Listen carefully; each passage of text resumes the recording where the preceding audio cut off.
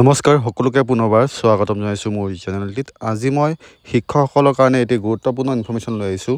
ভিডিঅ'টি আৰম্ভ কৰাৰ আগত সকলোকে এটি ৰিকুৱেষ্ট, আপোনালোকে কাইণ্ডলি মোৰ ভিডিঅ'টি স্কিপ নকৰাকৈ শেষলৈকে চাই থাকিব। ৰাজ্যৰ 25,000 শিক্ষকৰ বাবে সুখবৰ। জুলাইৰ পৰা বৃদ্ধি হ'ব বাৰ্ষিক বেতন।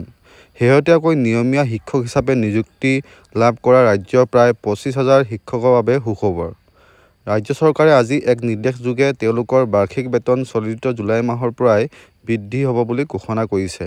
উল্লেখযোগ্য যে বিগত বৰ্ষত নিয়মীয়া শিক্ষক হিচাপে নিযুক্তি লাভ কৰা ৰাজ্যৰ প্ৰায় 25,000 ঠিকাভিত্তিক শিক্ষকৰ নিযুক্তিৰ সময়ত ৰাজ্য চৰকাৰে কিছু নিয়ম বান্ধি দিছিল। সেই অনুসৰি তেওঁলোকৰ বাৰ্ষিক বেতন অহা বৰ্ষৰ জুলাই মাহত বৃদ্ধি কৰা হ'ব বুলি পূৰ্বতে নিৰ্দেশ দিয়া হৈছিল। কিন্তু আজি ৰাজ্য শিক্ষা বিভাগৰ সচিব নাৰায়ণ কোঁৱৰে এক জাননী যোগে চলিত জুলাই মাহতে আন কৰ্মচাৰীৰ দৰেই উক্ত শিক্ষকসকলৰো বাৰ্ষিক বেতন বৃদ্ধি কৰা হ'ব বুলি ঘোষণা কৰিছে।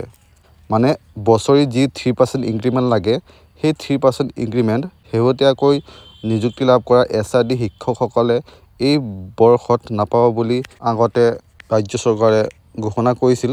কিন্তু ৰিচেণ্টলি হৈ যোৱা কেবিনেট বৈঠকত ৰাজ্য চৰকাৰে সিদ্ধান্ত লৈছে যে এই বৰ্ষতে তেওঁলোকৰ 3% ইনক্ৰিমেণ্ট লাগু হ'ব। চ' এয়া নিশ্চয় এক ভাল খবৰ। আশা কৰিছোঁ আপোনালোকে মোৰ ভিডিঅ'টি চাই উপকৃত হৈছে। লগ পাম আন এটি ভিডিঅ' লৈ। তেতিয়ালৈকে stay fit, stay healthy. Bye bye. জয় অসম, জয় হিন্দ।